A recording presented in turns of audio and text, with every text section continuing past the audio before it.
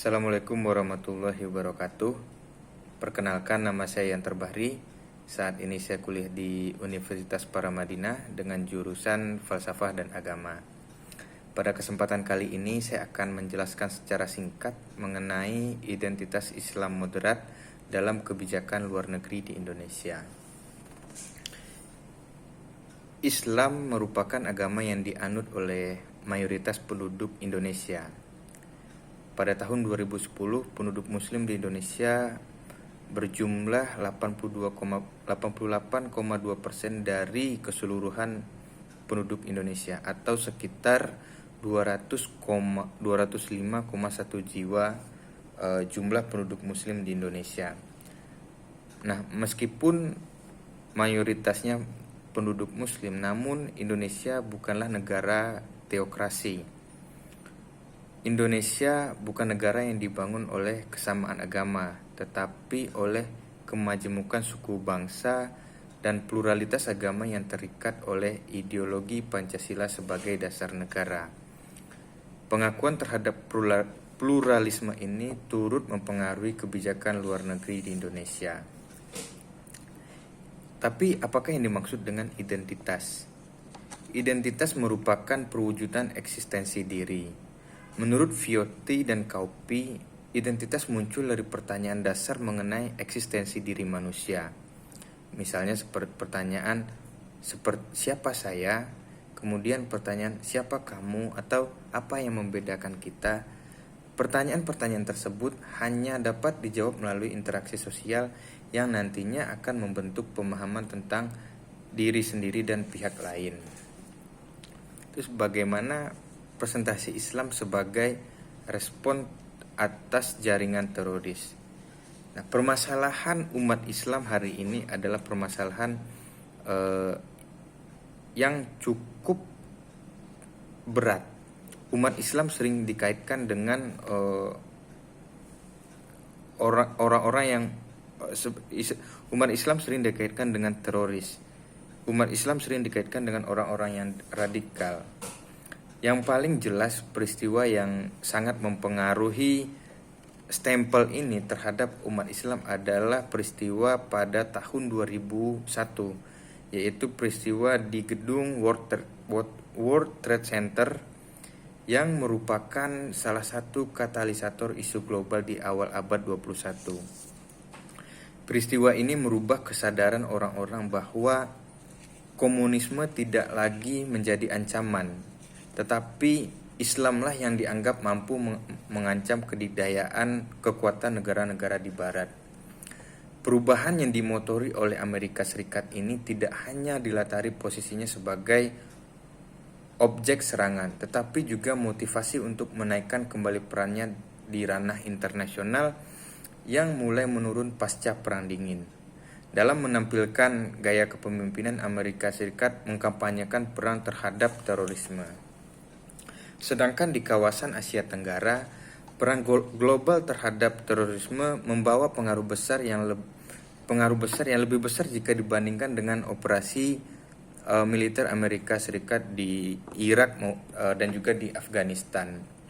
Dari sudut pandang kawasan, perubahan isu keamanan regional bukan disebabkan oleh adanya serangan 11 September pada tahun 2001 tersebut, tetapi lebih dikarenakan oleh kepemimpinan Amerika Serikat dalam perang melawan terorisme yang kemudian direspon oleh pemerintah, aktor-aktor politik, dan agama di kawasan sebagai hal yang mendesak. Akibat dari persepsi tersebut, perang global terhadap terorisme membawa dua konsekuensi umum di Asia Tenggara. Yang pertama, fokus perhatian dialamatkan pada hubungan antara Al-Qaeda dan kelompok radikal-radikal lokal. Hal ini mendorong terciptanya peluang kerjasama yang belum terjadi sebelumnya antara Barat dan negara-negara di Asia Tenggara, khususnya dalam bidang militer dan intelijen. Kemudian yang kedua, Asia Tenggara diperhitungkan sebagai daerah transit bagi jaringan terorisme sehingga berpotensi menjadi front kedua dalam perang melawan terorisme ini. Nah, istilah front kedua ini mencerminkan tingginya tingkat ancaman teroris di Asia Tenggara yang bersumber dari faksi Islam radikal dan milisi bersenjata serta kemudahan akses bagi operasi kelompok teroris di daerah perbatasan yang kurang mendapat pengawasan dari pemerintah setempat. Nah, negara-negara barat juga menyadari bahwa jaringan Islam moderat merupakan aliansi yang cukup baik untuk memberangus jaringan-jaringan radikal ini. Barat menyadari bahwa jaringan Islam moderat kurang memiliki sumber daya finansial dan kemampuan organisasi dalam membangun jaringan mereka sendiri. Kondisi ini bertolak belakang dengan kelompok Islam radikal yang terbilang sedikit namun memiliki sumber pendanaan yang kuat dan jaringan yang luas. Kelompok radikal kebanyakan memperoleh dana dari Arab Saudi selama 3 dekade terakhir. Dana ini merupakan kepanjangan dari ekspor Wahabisme Islam versi Arab Saudi yang disengaja atau tidak berdampak pada pertumbuhan ekstremisme agama di seluruh dunia muslim. Nah, perhatian Barat di Asia Tenggara pada dasarnya terletak pada upaya membangun jaringan Islam moderat untuk menangkal jaringan terorisme. Pada skala regional, perhatian Amerika Serikat dan Barat tertuju pada Indonesia yang dianggap sebagai pilar keamanan keamanan di Asia Tenggara. Nah, terkait pembangunan jaringan Islam moderat oleh Barat, Indonesia menanggapi ekspektasi tersebut secara positif. Misalnya, pada tahun 2012 Indonesia dalam mempresentasikan demokrasi dan Islam moderat menyelenggarakan Bali Demokrasi Forum atau BDF. Forum yang berlangsung pada tataran antar pemerintah ini menempatkan Indonesia sebagai pihak yang mempelopori forum khusus yang membahas tentang demokrasi di kawasan Asia. Sejak diselenggarakan pertama kali pada tahun 2008, antusiasme negara-negara di dunia yang berpartisipasi pada acara BDF memperlihatkan pola yang meningkat dari 40 peserta menjadi 82 peserta. Kemudian bagaimana dengan identitas Islam moderat sebagai alternatif bagi dunia Islam? Nah, untuk menjadi alternatif bagi dunia Islam baik itu di Timur Tengah dan Afrika Utara, kebijakan luar negeri Indonesia harus diaplikasikan secara hati-hati sebagai bentuk konsistensi Indonesia atas prinsip non-intervensi. Indonesia berpandangan bahwa pencapaian aspirasi masyarakat harus tumbuh secara internal atau homegrown. Juga memperhatikan faktor kekhasan kultural dari kawasan tersebut dan tidak dipaksakan oleh aktor-aktor eksternal. Hal ini diharapkan berguna dalam menyelesaikan gejolak sosial politik yang terjadi di Timur Tengah dan Afrika Utara.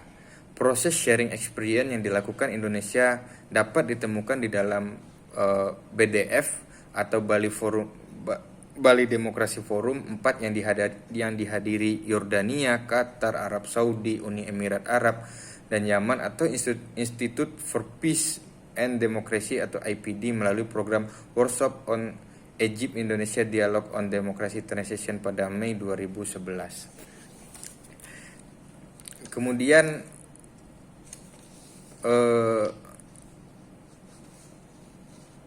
menanggapi hal-hal tersebut sangat banyak peran yang bisa dilakukan oleh Indonesia sebagai Islam yang moderat. Indonesia dari dulu sangat terkenal sebagai negara yang moderat dengan jumlah penduduk yang sangat besar. Krisis-krisis yang dihadapi oleh negara di Timur Tengah seperti saat ini Palestina, Indonesia bisa memberikan kontribusinya sebagai aliansi dari negara-negara Timur Tengah. Misalnya mengirimkan bantuan itu sudah dilakukan, mengirimkan donasi dan berbagai bantuan yang bisa dilakukan terhadap negara-negara yang mengalami bencana dan peperangan di Timur Tengah.